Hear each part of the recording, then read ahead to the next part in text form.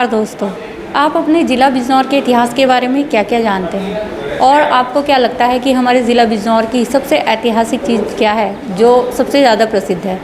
मुझे तो लगता है ज़िला बिजनौर में जो दूर दूर तक नाम सुनाया जाता है वो है सुल्ताना डाकू। जी हाँ, जहाँ तक मैंने पढ़ा और देखा है तो हमारा ज़िला बिजनौर ज़्यादातर सुल्ताना डाकू के नाम से ज़्यादा प्रसिद्ध हुआ है, जबकि हमारे ज़िला बिजनौर में बहुत सारी ऐसी चीज़ें हैं जिन्हें नाम मिलना चाहिए था।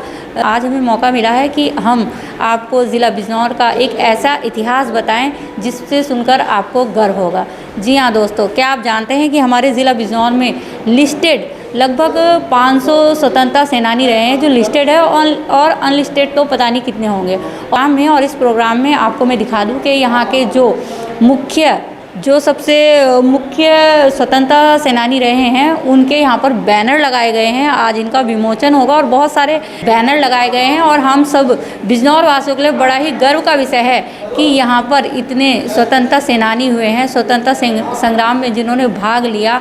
और ये सारे महान स्वतंत्रता सेनानी हमारे आसपास के ग्रामीण इलाकों से रहे और इन्होंने बहुत सारे कार्य किए। इन्होंने क्या क्या कार्य किए, इन सब का जो विवरण है वो यहाँ पर जो यहाँ के हमारे ज़िला बिजनौर के इतिहासकार हैं, यहाँ के इतिहास पर लगातार कार्य करते रहते हैं, तो उन्होंने इनके बारे में ज़्यादा से ज़्यादा जानकारी लेकर यहाँ पर देखिए इनके बारे में पूरा विवरण लिखा गया है इन फ्लैक्सीज़ पर। तो ये फ्लैक्सीज़ आज यहाँ पर लगाई गई हैं, इनकी प्रदर्शनी है एक तरह से यहाँ पर, जिससे कि हमें इनके बारे में ज़्यादा से ज़्यादा जानकारी मिल पाए। और मैं आपको सच बताऊँ दोस्तों, तो इसमें से एक एक अक्षर को पढ़कर हमारा मन गर्व से भर रहा है और अगर आप भी इन्हें देखेंगे तो आपका मन भी गर्व से भर जाएगा। और क्या क्या प्रोग्राम है यहाँ पर और इन सब चीज़ों के बारे में हम ज़्यादा से ज़्यादा जानकारी लेंगे, इस प्रोग्राम की पूरी कवरेज आपको दिखाएंगे। तो सबसे पहले हम बात करेंगे जो इस प्रोग्राम के संचालक हैं, कह सकते हैं हम, जो ऑर्गेनाइज़र हैं, विवेक गुप्ता जी से। तो उनसे बातचीत करते हैं और इन सब के बारे में और अधिक जानकारी लेते हैं। बारे में बताइए कुछ। आज़ादी के अमृत महोत्सव के अंतर्गत यह कार्यक्रम आयोजित किया है। इसमें हमने पहले देखा था कि जो हमारे जनपद के स्वाधीनता संग्राम सेनानी हैं उनके बारे में लोगों को जानकारी बेहद कम है, बच्चे नहीं जानते उनके बारे में।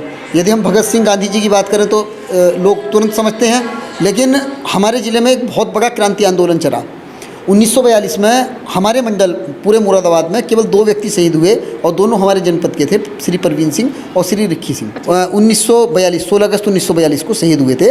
तो श्री परवीन सिंह और श्री रिक्की सिंह वो हमारे जनपद के ही थे। लोग उनके बारे में नहीं जानते, तो लोगों में ये चेतना लाने के लिए हमने ये प्रयास किया। हमने पहले चरण में 18 स्वतंत्रता संग्राम सेनानी अपने जनपद के लिए और उनके जीवन चरित्र पर आधारित ये फ्लैक्सी जो आप देख रही हैं ये बनवाई। और हमारा ये प्रयास है कि 15 अगस्त तक हम इसकी 100 प्रदर्शनियाँ पूरे जनपद में लगाएं, जिससे लगभग 20 से 30 हज़ार लोग इस कार्यक्रम से जुड़ें और अपने जनपद के सेनानियों को जानें। अच्छा, तो ये जो स्वतंत्रता सेनानी है तो काफ़ी पुरानी बात हो गई है, तो आपने इनकी जानकारी कहाँ से जुटाई इतनी? यहाँ मैंने जो जनपद के इतिहासकार हैं, श्री हेमंत कुमार जी हैं, भोलानाथ त्यागी जी हैं, और मैं खुद अखबार में हूँ तो काफ़ी जानकारी थी। कुछ किताबें पढ़ी, श्री शकील बिजनौरी हैं इतिहासकार, उन सब लोगों से मैंने संपर्क किया और मैंने अखबार में भी काफ़ी छापा।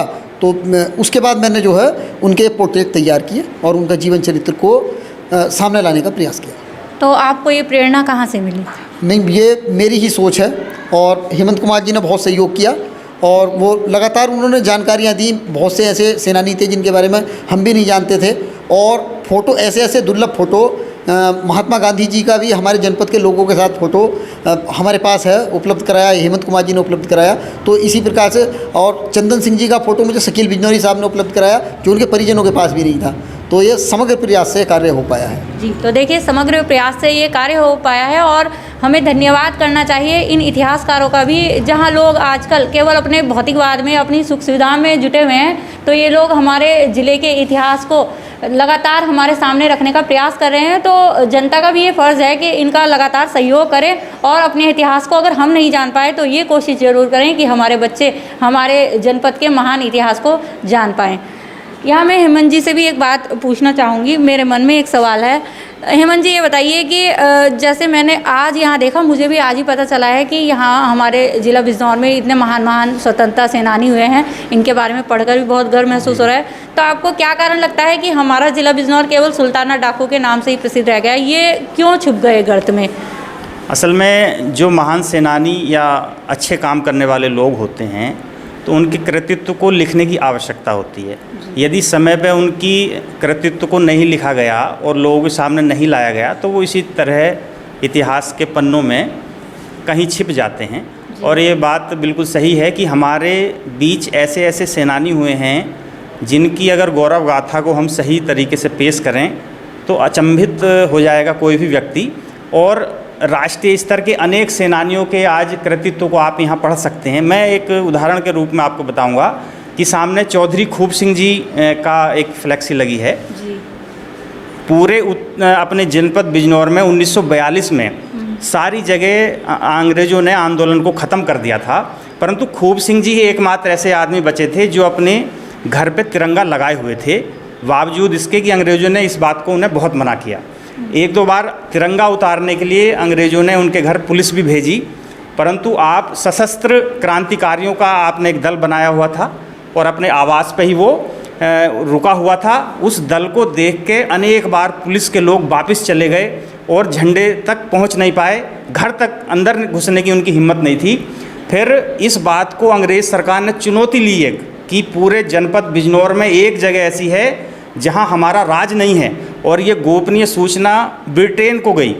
और फिर अचानक भारी सेना बल के साथ एक दिन इनके घर पे छापा मारा गया और हथियारों के बल पे सैकड़ों पुलिसकर्मियों के सैनिकों के बल पे वो झंडा उतारा गया।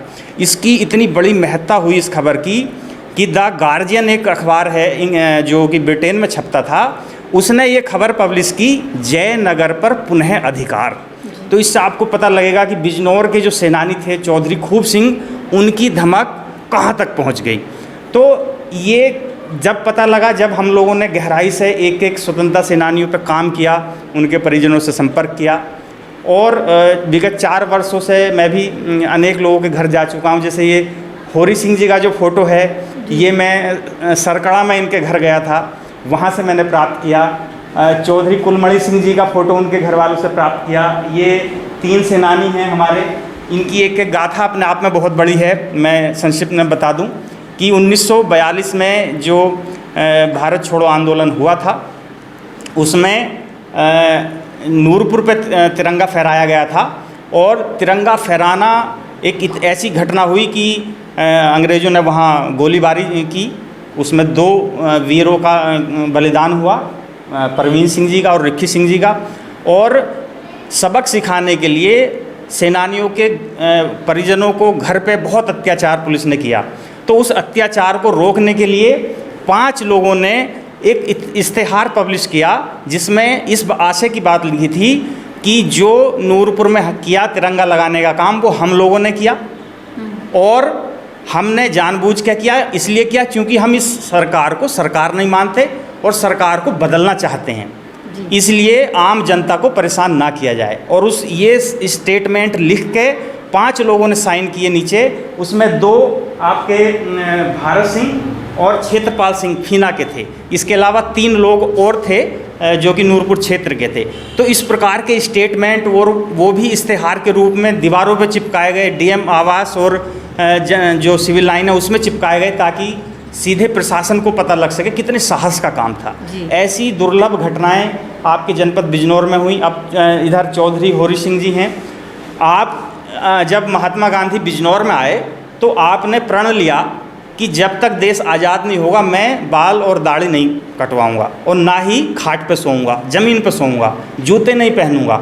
और आप समझिए 10 वर्ष तक इन्होंने ना तो बाल कटाए, ना दाढ़ी कटाई, जूते नहीं पहने, नंगे पैर चलते थे और ज़मीन पर सोते थे। जब देश आज़ाद हुआ तब आपने अपने बाल कटाए। तो ऐसे ऐसे वीरों से ये अपना जनपद भरा हुआ है। तो यही एक प्रयास विवेक गुप्ता जी का बहुत सुंदर है, जो इन्होंने इस प्रकार की पहल की। और ये जो फ्लैक्सी हैं, ये अभी ये उम्मीद है कि जनपद में और स्थानों पर जाएगी। बहुत ही अच्छा प्रयास है, और मैं चाहूँगी कि जो जनता है वो भी इस वीडियो को ज़्यादा से ज़्यादा शेयर करे, और जब विद्यालयों में ये फ्लैक्सीज जाएंगी, बहुत ही अच्छा कदम है विवेक जी का, तो बच्चे भी इस इतिहास को जान पाएंगे और हम लोग भी ज़्यादा से ज़्यादा इस इतिहास को जान पाएंगे। तो प्रोग्राम शुरू होने वाला है, उसकी भी प्रमुख झलकियाँ हम आपको अपनी इस वीडियो में दिखाएंगे। यहाँ के जो मुख्य अतिथि हैं वो हैं जयकरण यादव जी, BSc जो यहाँ के हैं, बेसिक शिक्षा अधिकारी। तो वो आज यहाँ पर आए हुए हैं, उन्होंने फीता काट कर यहाँ का शुभारम्भ किया है। तो आइए उनसे जानते हैं इस बारे में विचार। तो सर, जैसे ये स्वतंत्रता सेनानियों के लिए ये फ्लैक्सी लगाई गई है और स्कूलों में इसे लगाया जाएगा, तो आप क्या कहना चाहेंगे इस प्रोग्राम के बारे में? देखिए, चूँकि हमारे विद्यालयों में देश की भविष्य की नर्सरी या पीढ़ी जिसको हम कहें, वो आज अध्ययनरत है। उन्हें देश की गौरव गरिमा के से उनको बताना कि हमारे बिजनौर जनपद में कौन कौन स्वतंत्रता संग्राम सेनानी रहे हैं, उनका क्या हमारे लिए योगदान रहा है, क्या उनकी गौरव गाथाएँ रही हैं, इन सब के बारे में हमारे विद्यार्थियों को पता होना चाहिए। क्योंकि जब तक उनको इनके बारे में पता नहीं होगा तब तक वो अपने बारे में, अपनी गौरव गाथा के बारे में, अपनी परंपराओं के बारे में जान नहीं पाएंगे। तो हम सब का ये प्रयास है कि बिजनौर जनपद से जिन लोगों ने स्वतंत्रता संग्राम में अपना योगदान दिया है, उनके बारे में भी हमारे जनपद बिजनौर के विद्यार्थियों को इसके बारे में जानकारी हो। जी, तो ये फ्लैक्सीज इसकी शुरुआत है। चूँकि पूरे जनपद में जो हम लोग का प्लान है वो 100 विद्यालयों में अभी लगाने का प्लान है। ये आज का पहला विद्यालय है। इसके बाद निरंतर हम लोग पूरे जनपद में जितने भी विद्यार्थी हमारे विद्यालयों में पढ़ रहे हैं सबको हम इनसे अवगत कराने का प्रयास करेंगे। जी, तो जैसे ये विवेक पुस्तकालय की ओर से किया गया है, तो इसमें सरकारी सहयोग भी है थोड़ा बहुत? ये चूँकि व्यक्तिगत प्रयास है, इनकी खुद का प्रयास है, हम सब इनकी सराहना करते हैं कि इन्होंने अपने प्रयास से हमारे विद्यार्थियों को, जनपद बिजनौर के सभी नए बच्चों को इसे जागरूक करने का प्रयास किया। इनका एक बहुत ही अच्छा सराहनीय प्रयास है। इसमें कोई सरकारी हम लोग योगदान नहीं किए, इनका खुद का व्यक्तिगत प्रयास है। तो बहुत ही अच्छा प्रयास है और हम सभी को इस तरह के प्रयास करने चाहिए। और मैं यही कहना चाहूँगी कि विवेक जी का सबको सहयोग करना चाहिए।